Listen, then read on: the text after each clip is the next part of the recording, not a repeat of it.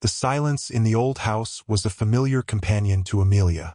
The kind of silence that's not empty, but heavy with memories, with the echoes of a life once lived in full color.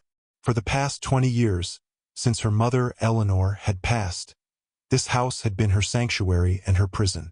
Amelia was a woman in her late 30s, with an artist's soul reflected in the smudges of charcoal on her fingers and the way she saw the world, in shades of light and shadow, emotion and memory. She had inherited her mother's beautiful, tragic eyes, but not her mother's stories. Eleanor had been a quiet woman, a seamstress who found solace in the methodical rhythm of a needle and thread. She rarely spoke of her past, a past that seemed to stretch no further than the small town they lived in, a past that, for all Amelia knew, was as unremarkable as the lives of her neighbors. But that was a lie, and the truth, as it so often does, came to her not in a whisper, but in the stark, unforgiving black and white of a newspaper obituary. It was a Tuesday morning, a day like any other. Amelia was sipping her coffee, the scent of fresh grounds mingling with the scent of old paper. She was a creature of habit, and her morning ritual included a careful scan of the local paper. It was a habit inherited from her mother, a connection to a life that felt increasingly distant. The obituary section, a morbidly fascinating window into the lives of the recently departed, was where she always started. She wasn't looking for anyone in particular, just a fleeting moment of connection to the human condition. And that's when she saw it. A name, a face, and a feeling of cold, dreadful recognition that sent a shiver down her spine. The name was Margaret Wallace, a woman who had passed away at the age of 88 in a neighboring state. But it wasn't the name that stopped her heart. It was the list of survivors, a small, seemingly insignificant line of text that held the weight of a universe. It read, "Margaret is survived by her loving daughter, Eleanor Wallace." The world tilted on its axis. Amelia's coffee cup clattered against the saucer, the sound echoing in the unnatural stillness of the room.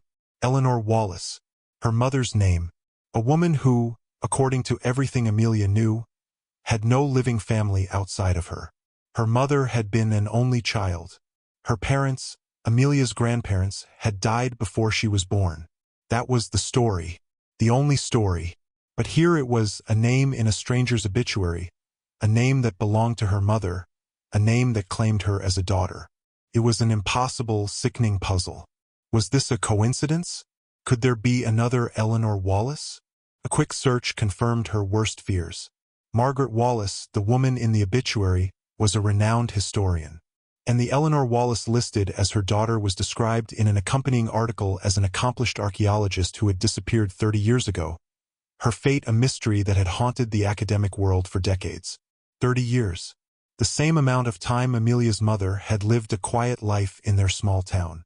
The pieces didn't fit. They were from two different puzzles. But the names were the same age, the same haunted eyes in a faded photograph she found in the online archives, a younger version of her mother, smiling a smile that seemed to hide a deep and terrible sorrow. This was no coincidence. The woman in the photograph was her mother. The woman in the obituary was her mother's mother. And a secret, a profound and horrifying secret, had been buried for 2 decades, waiting for an unsuspecting daughter to uncover it. This wasn't just a simple case of a hidden family. This was a story of lies, of betrayal, and of a life lived in the shadows. A story that was just beginning to unfold, and Amelia was at its terrifying center. The obituary was a thread pulled from a tapestry of lies, and with each passing hour, Amelia found herself unraveling the whole thing. The quiet, gentle life she had believed in, the life of her mother, Eleanor, was a beautifully constructed fiction. The more she dug, the more the foundation of her world crumbled. She found more articles online about Margaret Wallace, the esteemed historian, and her daughter, Eleanor.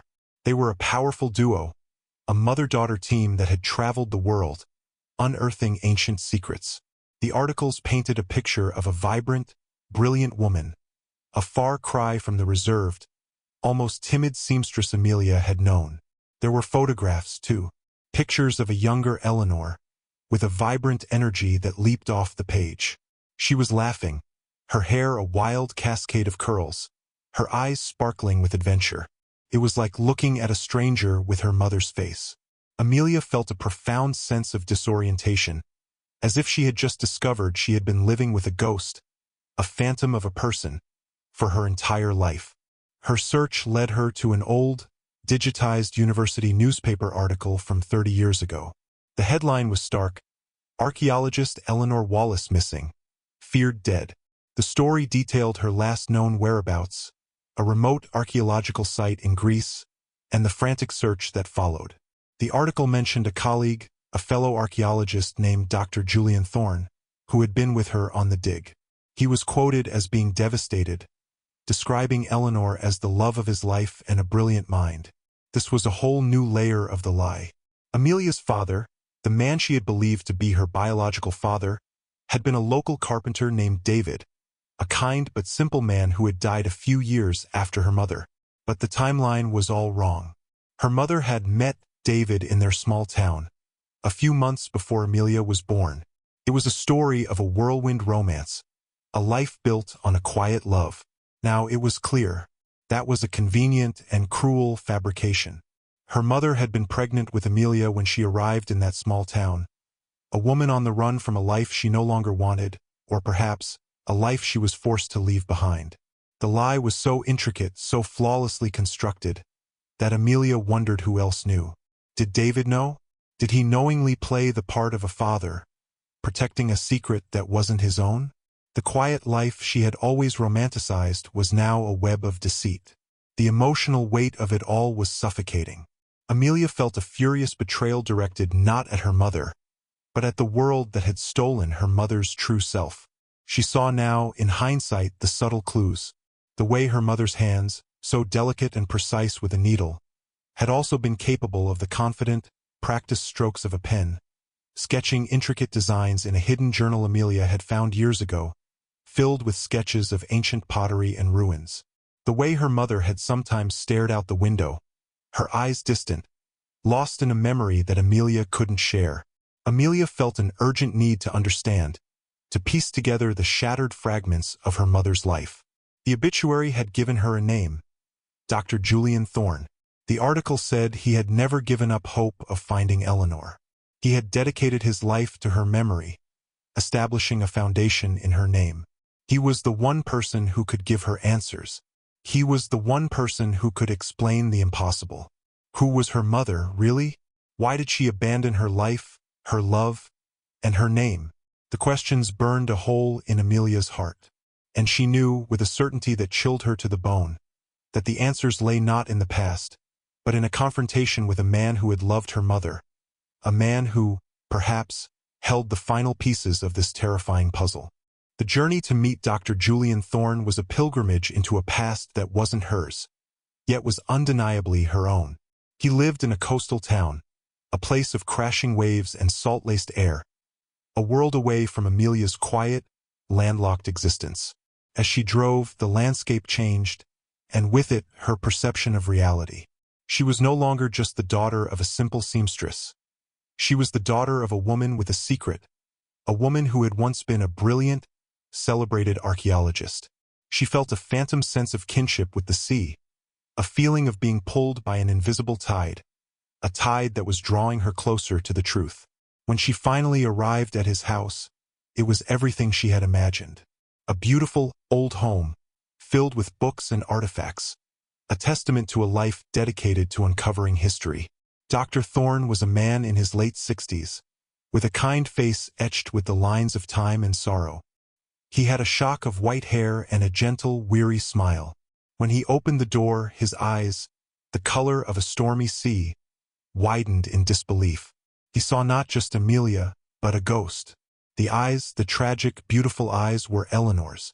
Amelia's voice was a shaky whisper as she introduced herself, holding out a faded photograph of her mother. "My name is Amelia, and this is my mother, Eleanor." Julian's hands trembled as he took the photograph, his eyes tracing the familiar contours of her face, a face he had grieved for 3 decades. He led her inside, his silence speaking volumes. He had found her, or rather, she had found him. The pieces of the puzzle began to fall into place. Julian, with a heavy heart, began to tell the story Amelia had been so desperate to hear. He spoke of his and Eleanor's deep love, a love forged in the dust of ancient ruins. He spoke of their dream, to find the lost city of Lyra, a mythical city believed to hold a priceless artifact, the Lyran chalice. A chalice that was not just a historical treasure, but a powerful symbol, rumored to have the power to heal and to destroy. But they weren't the only ones searching for it. They had a rival, a man named Marcus Thorne, a ruthless and dangerous man who was also a brilliant archaeologist and a former colleague of Julian's. Marcus was obsessed, and his obsession was not for knowledge but for power. He believed the chalice was a weapon, and he would stop at nothing to get it. The final dig in Greece was a race against time, a dangerous game of cat and mouse. They were close to the chalice, closer than anyone had ever been. But Marcus was closing in. The night before they were to make their final push, Eleanor discovered something. A terrible, earth-shattering secret. Marcus was not just a rival. He was a traitor, a man who had secretly been working for a dangerous, clandestine organization. He had been using their research, their findings, to lead this organization to the chalice. But the secret was bigger than that. He wasn't just a traitor. He was their half-brother. Margaret, Eleanor's mother, had had a secret affair with Julian and Marcus's father. The family was a web of deceit, a dynasty of archaeologists with a dark secret at its core. Eleanor, a woman who valued truth and integrity above all else, was caught in the middle. She realized that Marcus wouldn't just take the chalice. He would kill them both. So she made a choice, the ultimate choice. She faked her own death. She made it look like a tragic accident at the dig site, creating a detailed and convincing trail of evidence. She chose to disappear, to become a ghost, to protect the chalice and the man she loved. She knew Marcus would never stop searching for her. So she created a new life, a new identity, a new family. A life where she could be safe, a life where Amelia could be safe. The tragic, beautiful story of a woman who sacrificed everything for love and for the good of the world. The story Julian told was a whirlwind of emotion, a tale of love, betrayal, and sacrifice that left Amelia breathless. She was the daughter of a hero, a woman who had walked away from everything she knew and loved to protect the world from a man consumed by darkness. But the story wasn't over. Not yet. Julian revealed that Marcus was still alive, still searching for the chalice, still haunted by the ghost of Eleanor. He had dedicated his life to finding her, believing she had the chalice hidden somewhere. The obituary, Margaret Wallace's obituary, was a new lead for him. He had seen the name Eleanor Wallace and was now on the hunt, a man obsessed with a phantom. He had even, Julian revealed, hired a private investigator to track down any lead, no matter how small. And now he was getting closer. He had found out about Amelia.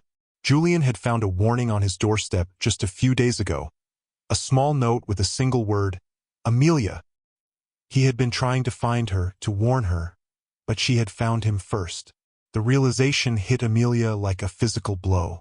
The quiet life she had known was a fragile shield, and now it was shattered. She was not just a daughter.